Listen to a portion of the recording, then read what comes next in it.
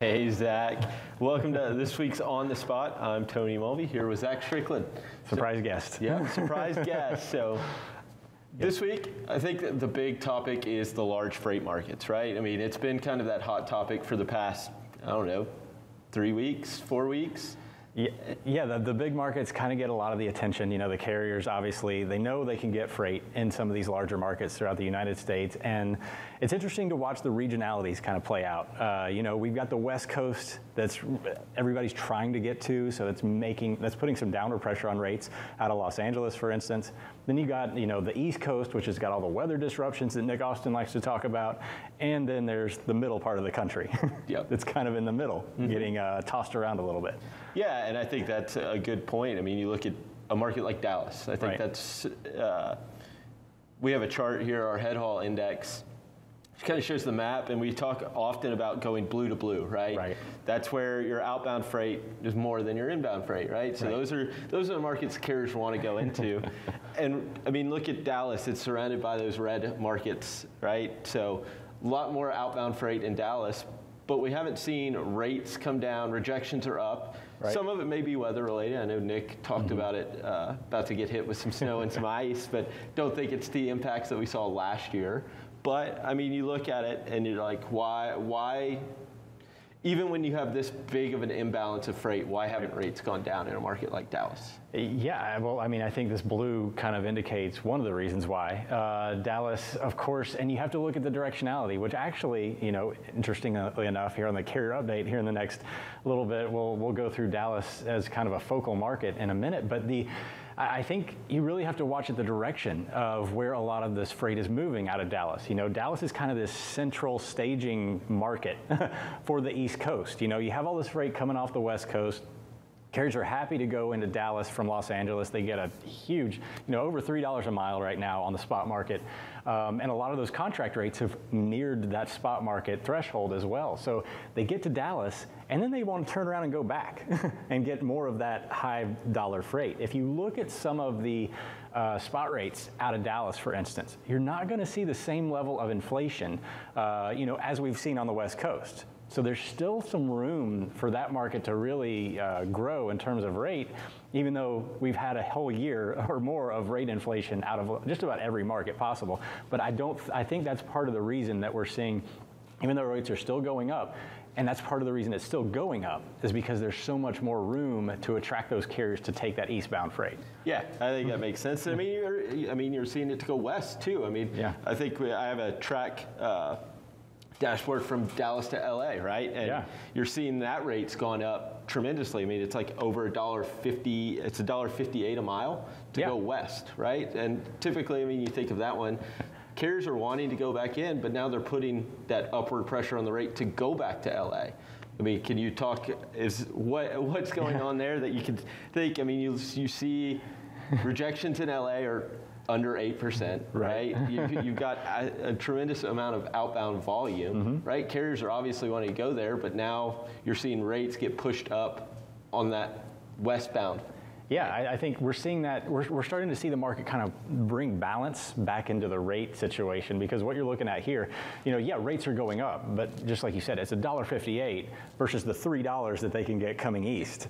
So what you're seeing is a little bit of a correction. The inflationary pressures are now starting to hit some of these like backhaul lanes or lanes that you're not necessarily, you know, normally carriers have just been taking them, but now carriers are like making enough money to bypass, you know, picking up freight and moving east. And we saw this interplay in the ocean sector. You know, you hear all these exporters saying nobody's picking up my containers. Well, it's because they don't want to spend time picking up freight. And when there's so much money and the disparity in the rate is so high, like we're seeing, I mean, you literally, at least just probably about a month ago, you could drive all the way, you could haul a load from Los Angeles to Dallas and then go right back empty and make money. It's crazy. Yeah, so a lot of what we're seeing right now is a little bit of this correction because, you know, all these carriers have designed their networks now to get out west, and they don't necessarily have to take that cheap freight.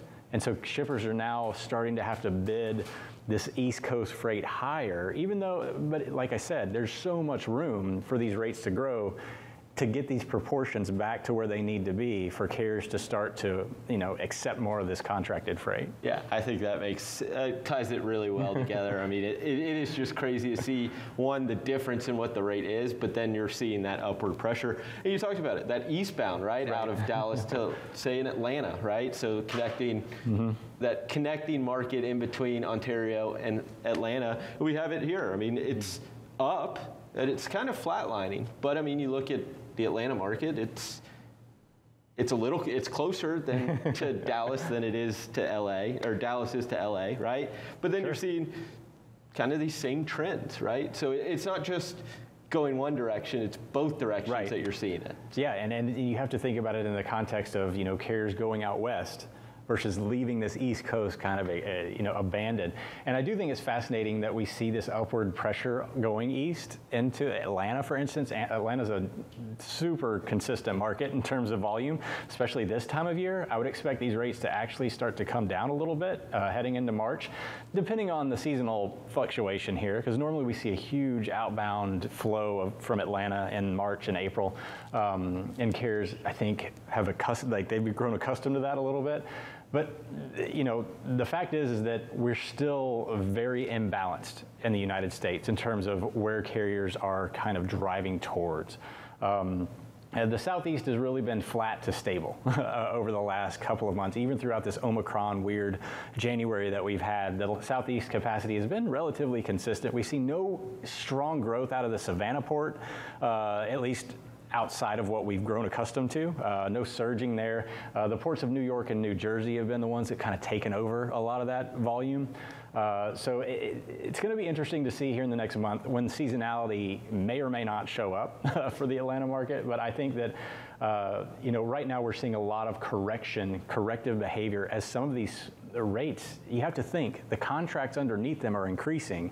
And some of that is what's putting pressure on these spot rates. Yeah, I think that's a great thing. And then you look at, all right, you talked about Port of New York, New Jersey kind of taking over, Port of Savannah, Port of Charleston. Yeah. I mean, 27 vessels waiting off the coast. I mean, It's turning into a mini Southern California, right? So, I mean, that's going to obviously put more pressure on the freight markets here in the Southeast. And once those clear, right? I mean, some of the, and then you've got produce season, right? So that's coming up really quick. I mean, you look at those Southern Florida, I mean, you look at reefer rejections starting to decline, right? Those reefer carriers starting to head into Southern Florida and even Southern California. So, I mean, you're starting to see the early signs of produce season start to show up. And maybe that's, I mean, we've had winter weather, but I mean, in the Southeast, relatively mild when you think about it. I mean, yeah, it hasn't been that cold down in the South for sure. We haven't had any major winter weather. They've been all majority right around the Dallas.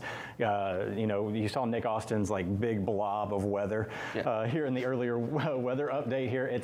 It's been consistently from about Dallas all the way up into the northeastern corridor there, where you have these swath of snow and ice. Ice, of course, you can't do anything about as a carrier, but snow, consistent snow.